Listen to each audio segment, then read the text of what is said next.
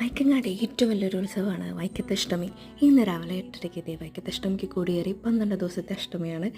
ഞങ്ങൾ ഫാമിലിയോടെ വന്ന് നിന്നു. അപ്പയും മോനും പോയി അവിടെ നിൽക്കുന്ന ആനേനെ പോയി കാണാൻ വേണ്ടി പോയി. ചെന്ന സമയം കറക്റ്റായതുകൊണ്ട് ലക്ഷദ്വീപ് അർച്ചന കാണാൻ കഴിഞ്ഞു. ഫുൾ ഡെക്കറേറ്റീവായിട്ട് ഫ്രണ്ട് തൊട്ട് 4 നടകളിലും കംപ്ലീറ്റ് ആയിട്ട് ഡെക്കറേറ്റ് ചെയ്തിരിക്കുക. ഉത്സവം എന്ന് പറഞ്ഞാൽ കയ്യിൽ മൈലാഞ്ചി വേണമല്ലോ. എവിടെ നോക്കിയാലും ഇലുമിനേഷൻ ബൾബൊക്കെ ഇട്ട് നല്ല കാണാൻ തന്നെ നല്ലൊരു ഭംഗിയാണ്. എന്നാൽ പിന്നെ കുറച്ച് നേരം ഇവിടെ ഇരുന്ന് മണ്ണിലൊക്കെ കളിച്ചിട്ടൊക്കെ പോകാമെന്ന് കരുതി. അത് കഴിഞ്ഞ് പുറത്തേക്ക് ഇറങ്ങിക്കഴിഞ്ഞപ്പോൾ ആദ്യത്തെ ദിവസം ആയതുകൊണ്ടായിരിക്കണം കടകളെല്ലാം വന്നുകൊണ്ടിരിക്കുന്നതേ ഉള്ളൂ.